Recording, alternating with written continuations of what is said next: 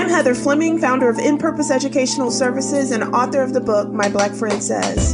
And I'm Delaney Ray, the coordinator of the LEAP Institute. So what do we do now, Heather?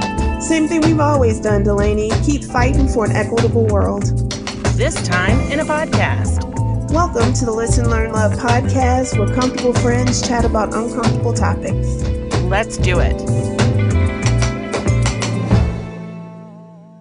So, Delaney. Yes, Heather. Guess who's back with us today? Who's with us today?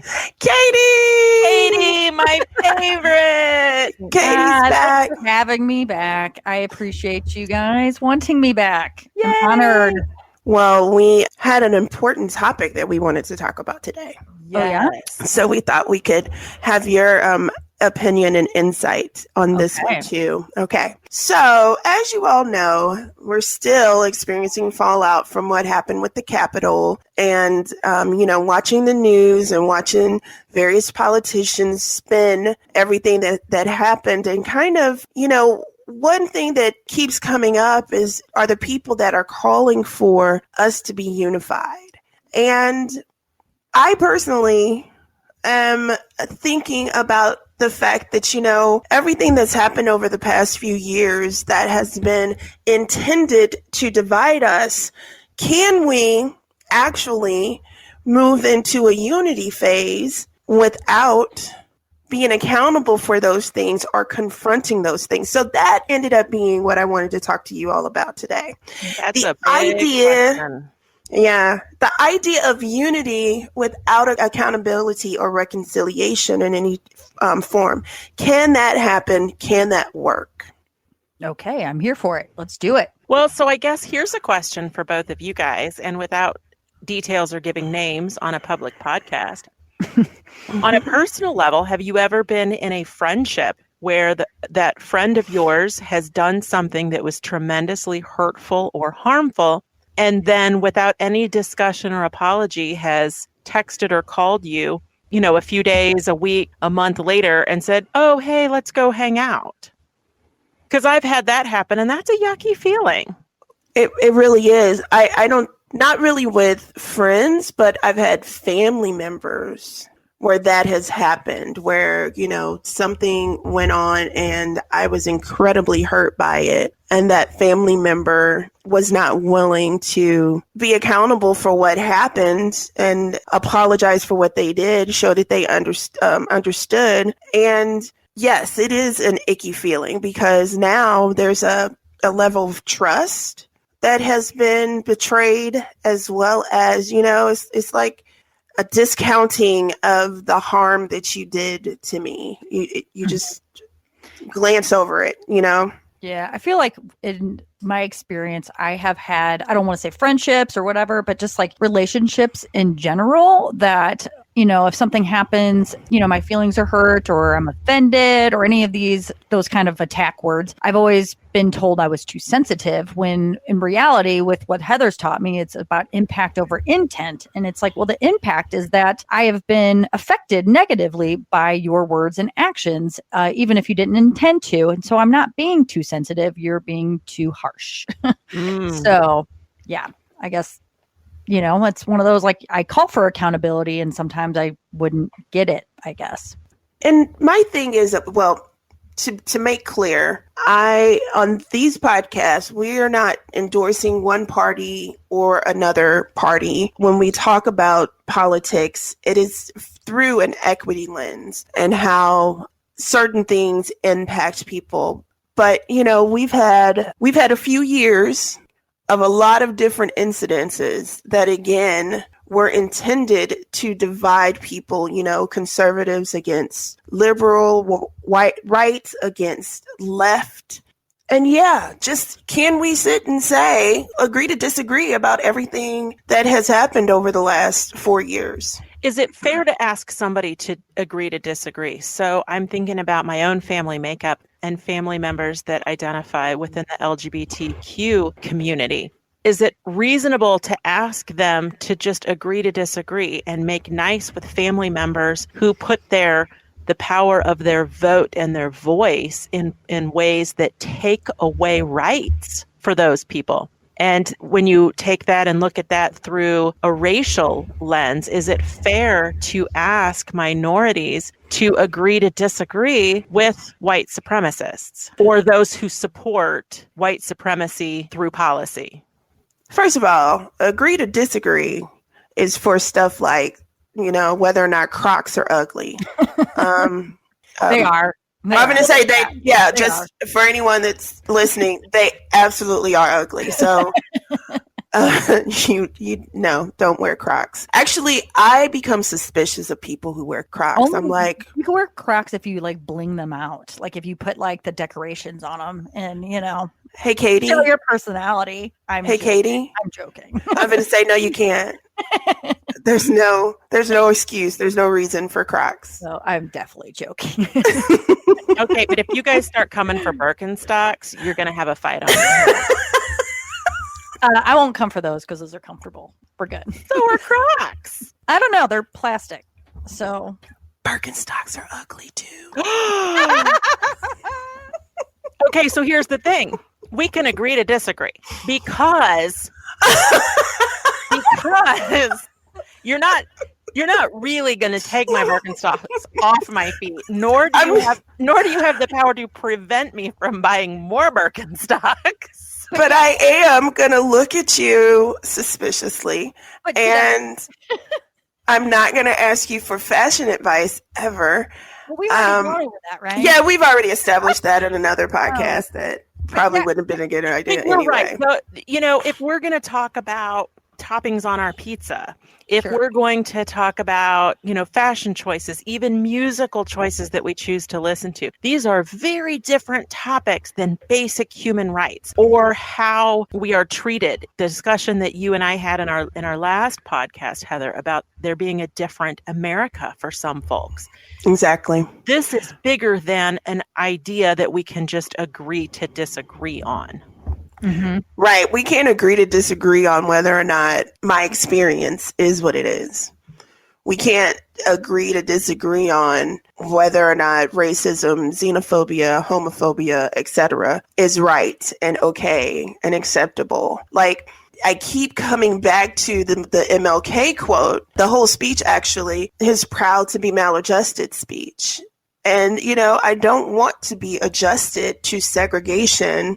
I don't want to adjust to discrimination. And that's kind of what I feel like people are being asked to do when they are rightfully angry about what has been happening in our country. Some of the policies that have been so harmful, right now, I'm sorry, I don't want unity with white supremacists.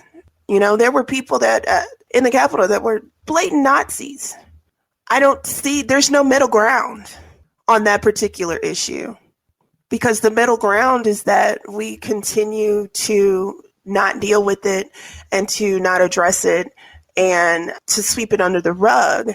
And so that's what I feel like ends up being the issue with these calls for unity without accountability, because things get swept back under the rug. And what we find ourselves doing is making very slow progress on something that we should be actively working to eradicate in our society. It's a shame to me that there are speeches by Dr. King and or writings by James Baldwin, or, quotes by Lyndon B. Johnson that still apply today. Mm-hmm. You know what I'm saying? Well, and I'm trying to think of other times in our lives where we accept unity without accountability. As a parent, in our judicial system, in relationships, where else do we accept the idea of moving on past something without asking for some form of discussion or apology? I guess I could talk about because my lens with my personal life is that I have small children. So my kids are completely different ages than your children. So I'm going to have different issues at home than you guys would have. But like recently we've been talking about how to give consequences to my son because certain things he's doing, essentially just not listening. But it's like we can't keep having the same conversation and thinking that something's going to change if we don't give any sort of consequence to it. And so it's like as a parent, we all have been there where we give consequences to our children to help teach them how to be better in the future. And so it's kind of one of those where we have to have consequences and we have to talk about those things so that in the future they don't happen again. And I think that's kind of what, if we don't have the consequences in with regards to the Capitol riots, it's bound to happen again. I think that is a really good example. Of course, my first son, he's 24 years old. There's a lot that I've learned between him and now my daughter, who's 12. And the biggest thing that I had to learn is to not force my kids to go say sorry.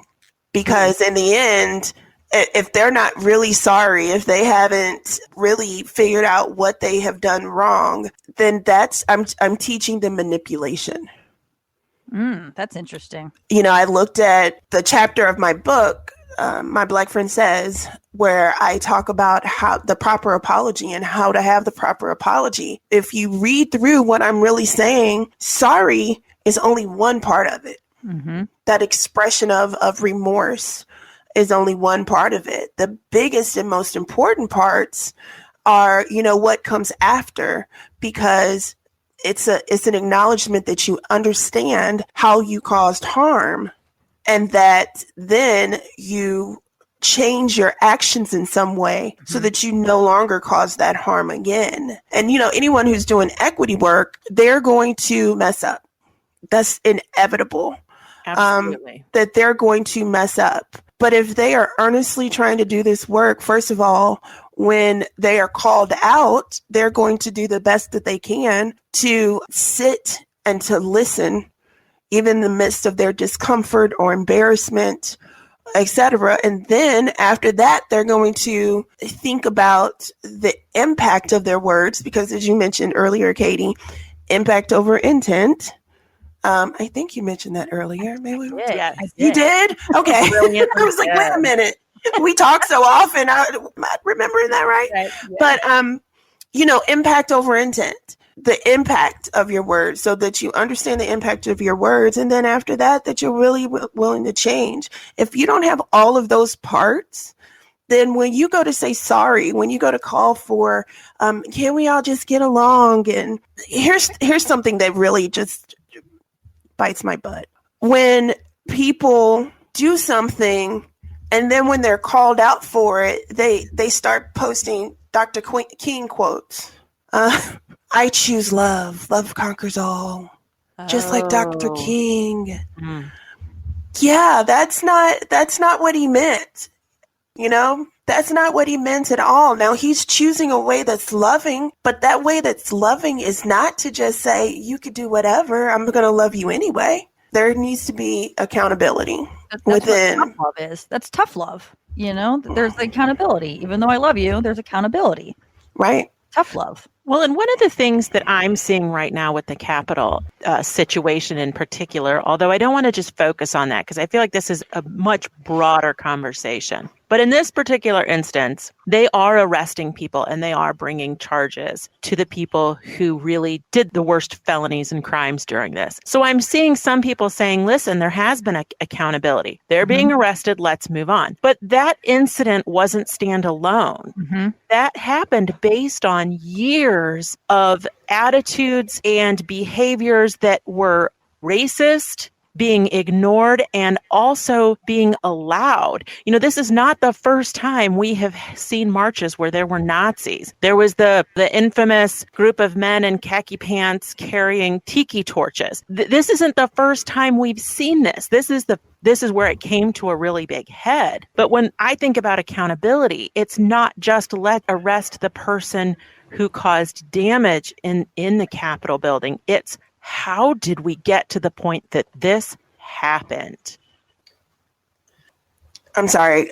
You caught me trying to drink my daily recommendation of water. I have this big old jug that has like 100 and something ounces in it, and it's a lot to drink. But So between drinking ignore all me. that water and the amount of time you spend in the bathroom, it's amazing we can record podcasts. Or are we recording these podcasts from the bathroom? Inquiring minds want to know. Okay, so bringing it back though, I was just thinking though about, isn't there a saying, and I'm terrible at sayings, like, so please figure out what I'm trying to say, but isn't there a saying about like death by 1,000 cuts or something, right? That does something like that sound familiar. But there's something about, it's like I'm looking it up on my phone. Good. We got here by like allowing all of these little situations to happen and not stopping them back then, or giving them away, sweeping them under the rug, trying to say no. That again, going back to the intent versus impact. Yeah, we didn't intend for that to be white supremacy. No, we didn't intend for this or that to be harmful. Katie, I looked it up. Oh yeah, what is it? It's a form of torture and execution originating from Imperial China. Oh, it's also apparently a Taylor Swift song. It is a Taylor Swift song. I was going to bring that up for you. I literally have no idea. But yeah, like I feel like that is really how we got here, is that we did not hold any of those little cuts to our democracy or even in any sort of relationship. You don't hold those accountable. And then that's how it gets to be so big. Like what you're saying, Delaney, where it's like we finally everything kind of came to a head finally. But that's how we got here, is by not holding anyone accountable. And I just want to say, all the people that over the years sounded the alarm, they were told, like you were, Katie, that they were being too sensitive. They were overreacting, no big deal. Stop making everything about race. Right. And stop being too sensitive. It's not about you. It's about this. And it's like, well, it's not just me. There's a lot more other me's out there. Well, the other thing that people have to really consider is that this has been building for 401 years. Mm-hmm. And so we have to stop looking at incidences as if they're taking place in a vacuum. Mm-hmm. They're not. Right. Absolutely. The historical context is very much still a part of this conversation. Exactly. So George Floyd, it wasn't just about George Floyd. It was about Mike Brown. It was about Trayvon Martin. It was about Tamir Rice. It was about Rakia Boyd.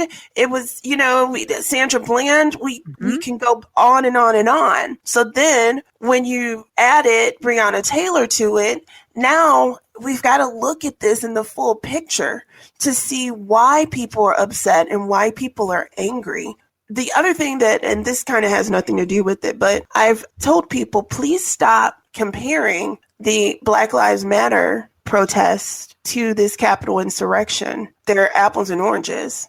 And I mean, I could get into a lot of the explanation of it, but one was literally about people's lives and how they have been oppressed for 401, almost 402 years now, where the other one was about, their preferred candidate not winning. And so that's one thing that's different. Another thing that's different is that, yes, at times at Black Lives Matter protests, there are some violent events, because anytime you're going to get a crowd of people together, you can't control every single person.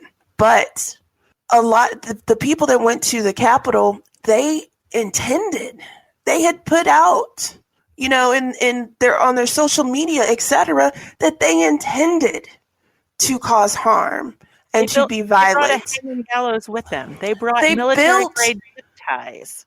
Exactly. They built gallows. They chanted, "Hang Mike Pence and hang Nancy Pelosi." And that's not the spirit. Anyone that has ever gone to a Black Lives Matter protest, that is not the spirit in which is done. And then another thing that was very, very, very different is that sometimes the violence at Black Lives Matter movements are caused by the people that are there to police them. Because of interactions with the crowd, the way that they've been dealt with. We have a friend that was telling a story about how they were just standing in a parking lot And she's a white woman. But, during Ferguson protests, she was standing in the parking lot, and how she was treated by police as opposed to, what she watched in the Capitol insurrection. So right now, there are a lot of people who have been the victim at protests, who have been arrested, etc., that are really screaming and saying, listen, these are different things, and we need to use the correct language to talk about it. That's the reason why I don't say, the Capitol protest. It wasn't a protest. It was an intended coup. It was an intended insurrection. And now there needs to be accountability on all sides, not just the people that were in the Capitol building causing the destruction. We need the people that actually supported and encouraged it. We need the people that helped to create the circumstances of it, that helped to create the lies that led to it. We need to just really do something to find out why so many people are okay with being on the same side with Nazis and open white supremacists. Mm-hmm. Going back to what you said about this being, taking this to a bigger context than that event, this being 401 years of history. I was thinking of something Katie said, where if there are no consequences, if there is no accountability, how will there be change? And that reminded me of that saying, the definition of insanity is doing the same thing over and over and over and expecting a different outcome. It made me think of that because as you were listing off all the names of, unarmed Black people that have been killed by police, if we could sit here and list off all of the different public policies, the judicial policies that have had overwhelming harm on people of color, this has happened over and over and over. So someone saying, can't we just all treat each other nice? That's lovely. I absolutely 100% think everybody listening to this should treat each other nice. That's a good thing to do. Right. Yes. But it's not going to create a different outcome in society if it's not making changes at the policy level. It's the systemic problems that we need to change. Can I throw something at you guys? Sure. Curveball. Have you guys ever heard of the paradox of tolerance? Somebody on one of my Facebook posts mentioned it, and I needed to look into it more. Okay. Can you explain it? Yes, it is something that I personally think about all the time. So it's a philosopher named Karl Popper. He made the paradox of tolerance. He named it. And so really at the very crux of it is we can't tolerate intolerance. And yes, that seems backwards, but by tolerating the intolerant win. So we have to stop, say, Nazis or racists or xenophobes or homophobes, all of these, from making the rules, essentially, because then they will be the ones that are affecting the change that are going to be hurting so many people. So yes, we want to be tolerant of everyone, but we cannot tolerate intolerance. And so there's a fantastic graphic for it, actually, if you go on Google and just put in paradox of tolerance and just go to like the images, because sometimes just seeing it in a visual form makes it a lot easier. But yes, it is relevant to this too, because if you tolerate all of those little cuts or anything like that, that's how we're going to get here. It's relevant. It really is. That is actually really good. Thank you. I actually saw a post that was like a real life example of that. This gentleman said that he was in a bar. He decided to stop after work and get a drink. He was in a bar, and the bartenders, they were like, the type where they pretty much ignore you and leave you alone. But this guy walks in, sits down next to him, very nicely says, hey, how you doing? And the next thing he knows, the bartender starts screaming at the dude, get out, get out, get out. And when the dude was like, hey, I'm not doing anything, I'm just sitting here chilling, the bartender actually reached under the bar and grabbed a bat and was like, get out now. And so the gentleman, he's sitting there like, what just happened? And the bartender explained to him, he's a Nazi. Mm-hmm. And if you let him in, he's going to come in and it's going to sound, he's going to sound really nice and really kind. And he's going to start making small talk and conversation with you. And you're like, oh, well, yeah, he seems like a really nice guy. He's not so bad. And then the next thing you know, he invites a friend to come with him. And so then the friends, they're cool. They're trying to talk to the people around and become part of the culture of the bar until finally you look up one day and your bar is turned into a Nazi bar. Yeah, you have a Nazi bar. You have a Nazi bar. And I read that story and was like, wow. He said, and then once all that happened, the bartender went back to ignoring him and he went back to drinking his drink.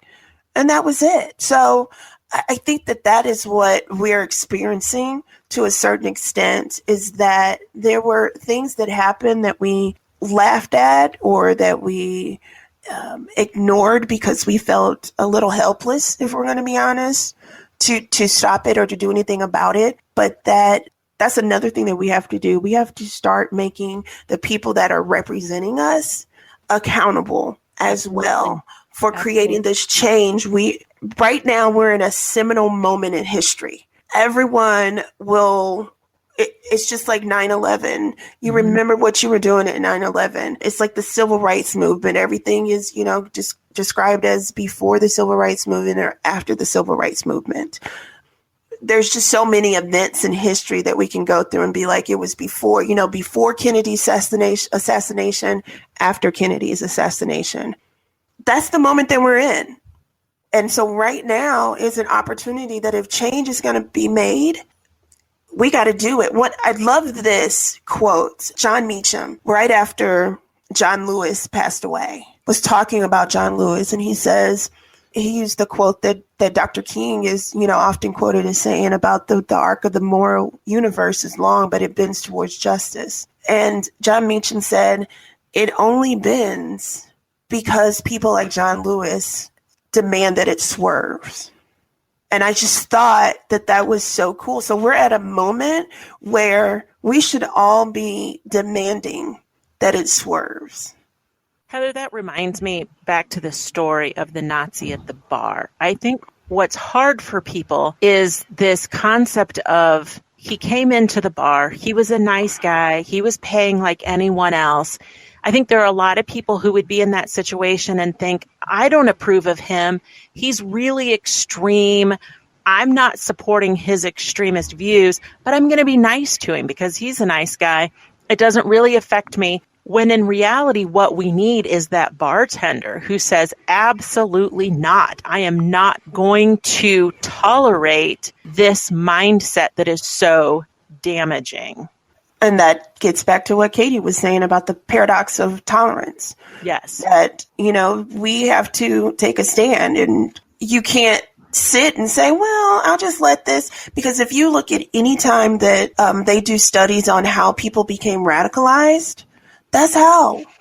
It started out with, them being targeted because they had a rough home life or they're struggling financially or something like that. And you have somebody that comes in and is really nice to them. And next thing I know, they're planting these radicalized views. I personally think that we should make it to where their intolerance is so not tolerated that they are forced to have to begin changing their minds. Like when people, as I'm doing the work, sometimes people are like, well, and it gets back to the whole Dr. King thing. I choose love. Well, I do too. I'm a very good person, but I'm not nice sometimes. Mm-hmm. And I'm not required to be nice when I'm literally dealing with people who would be okay with the deaths of my children, or who would be okay with people who look like me continuing to suffer or to be able to suffer more. We don't want any of this. So I'm so glad that you all joined me today to talk about this process. Absolutely. And the fact that, yes, right now, unity is a great thing, but there are certain things we need to be unified against and certain things we need to be unified for. And right now, one of the things we need to be unified for is accountability for all of the people that contributed to the events at the Capitol, and then all the people who continue to contribute to white supremacy in our society.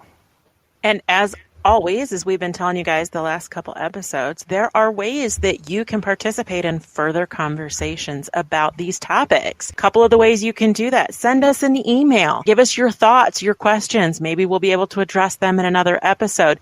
If you are a supporter of ours on Patreon, you are automatically eligible to be put into a private group on Facebook of people who are continuing these conversations. Heather, can you give us that email address? Because I never remember. It is info@inpurposeea.com. That's inpurposeea.com. And how lucky were we, Heather, to have Katie today? Katie! Oh, thank you so much. I love coming, and I appreciate you guys letting me join in the conversations. I really enjoy this. Thank you. Absolutely. Katie, you're one of my favorite white people in the world. I'm so happy. That's a good trophy to carry around. Hey, Heather. Yes. And what am I? Should I say it? You're a confusing beige. I'm one of your favorite confusing beige people. I love you, ladies. I can't wait till we do this again. Bye. Love Bye. you. Love you. Thanks for listening to this episode. You can support us on Patreon by looking for the Listen, Learn, Love podcast, or follow us on Facebook and Instagram at InPurposeES. That is INPurposeES. You can also follow us on Twitter at InPurposeEA, or visit our website at www.inpurposeea.com. Heather, this was great. Do you want to do it again next week? I sure do, Delaney. Awesome. Talk to you then. Bye.